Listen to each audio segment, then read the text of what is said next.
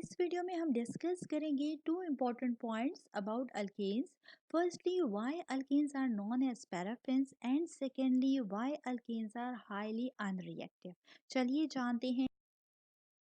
Alkanes जिन्हें paraffins भी कहा जाता है, वर्ड पैराफिन के मीनिंग है हाईली अनरिएक्टिविटी, यानी कि अल्केन्स जो हैं उनके साथ जो है एसिड हो गए, बेस हो गए, ऑक्सीडाइजिंग या रिड्यूसिंग एजेंट जो है वो आसानी से रिएक्शन नहीं कर सकते। मीन्स कि अल्केन्स जो होते हैं बहुत कम रिएक्टिव होते हैं या अनरिएक्टिव होते हैं अंडर नॉर्मल कंडीशंस।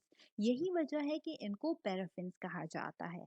अब इनकी हाईली अनरिएक्टिविटी की अल्केन्स की टू रीजन होती हैं। फर्स्टली हमारे पास नॉन पोलर बॉन्ड की वजह से and secondly inertness of sigma bond की वजह से। चलिए जानते हैं इन टू फैक्टर्स को डिटेल में कि किस तरीके से ये टू फैक्टर्स जो हैं अल्केन्स की हाईली अनरिएक्टिविटी के बारे में बता रहे हैं। तो हमारे पास जो फर्स्ट फैक्टर है that is non polar bond. अगर हम अल्केन को देखें तो हमारे पास कार्बन कार्बन और कार्बन हाइड्रोजन जो सिग्मा बॉन्ड फॉर्मेशन हो रही होती है। और अगर हम इलेक्ट्रोनेगेटिविटी की बात करें तो कार्बन की इलेक्ट्रोनेगेटिविटी 2.5 जबकि हाइड्रोजन की इलेक्ट्रोनेगेटिविटी 2.1 है। और यहाँ पर बहुत कम जो है डिफरेंस है इलेक्ट्रोनेगेटिविटी का कार्बन और हाइड्रोजन के दरमियान। और यही वजह है कि हमारे पास इतना स्लाइट डिफरेंस होने की वजह से इलेक्ट्रोनेगेटिविटी का हम कहते हैं कि जो इलेक्ट्रॉन्स होते हैं वो इक्वली शेयर्ड होते हैं बिटवीन दीज टू एटम्स। ठीक है। यही वजह है कि हमारे पास हम इन बॉन्ड को नॉन पोलर कहते हैं क्योंकि इलेक्ट्रोनेगेटिविटी का डिफरेंस कार्बन और हाइड्रोजन के दरमियान इतना कम है कि इलेक्ट्रॉन्स इक्वली शेयर्ड होते हैं कार्बन कार्बन के साथ और कार्बन हाइड्रोजन के साथ। और इसी वजह से ये जो बॉन्ड होते हैं हमारे पास अल्केन्स में ये नॉन पोलर बॉन्ड होते हैं, जिसकी वजह से हमारे पास एसिड्स हो गए, बेस हो गए, ऑक्सीडाइजिंग या रिड्यूसिंग एजेंट हो गए, वो आसानी से अल्केन्स के साथ रिएक्शन नहीं कर सकते।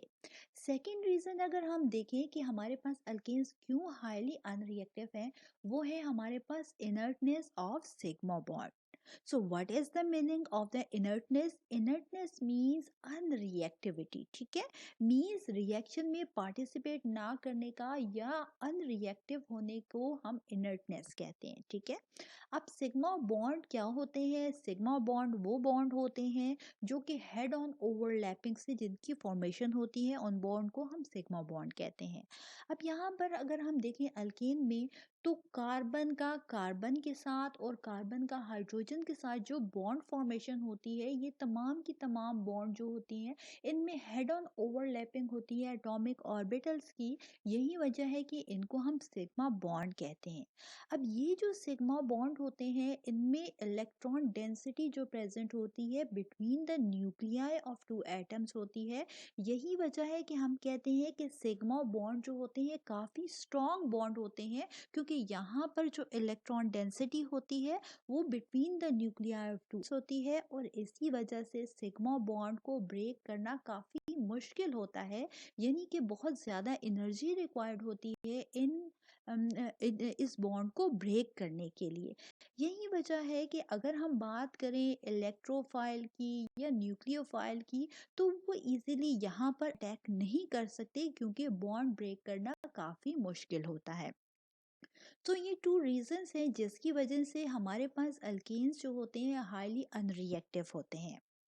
फिर अगर हम बात करें यहाँ पर और तो आप देख सकते हैं जैसे कि हमारे पास ऑर्बिटल स्ट्रक्चर ऑफ ईथेन है, तो यहाँ पर जो कार्बन की कार्बन के साथ ओवरलैपिंग हो रही है और कार्बन की हाइड्रोजन के साथ ओवरलैपिंग हो रही है एटॉमिक ऑर्बिटल्स की तमाम हेड ऑन ओवरलैपिंग हो रही है।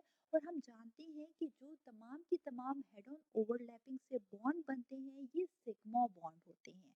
सिग्मा बॉन्ड जो होते हैं फर्स्ट बॉन्ड होता है जो कि फॉर्म्ड होता है और यहाँ पर हेड ऑन ओवरलैपिंग हो रही होती है, जैसे कि आप यहाँ पर ऑर्बिटल स्ट्रक्चर ऑफ ईथेन में देख सकते हैं। यही वजह है कि यहाँ पर इन बॉन्ड को ब्रेक करना काफ़ी मुश्किल होता है और दैट्स वाई हमारे पास अल्केन जो होते हैं वो हाईली अनरिएक्टिव होते हैं।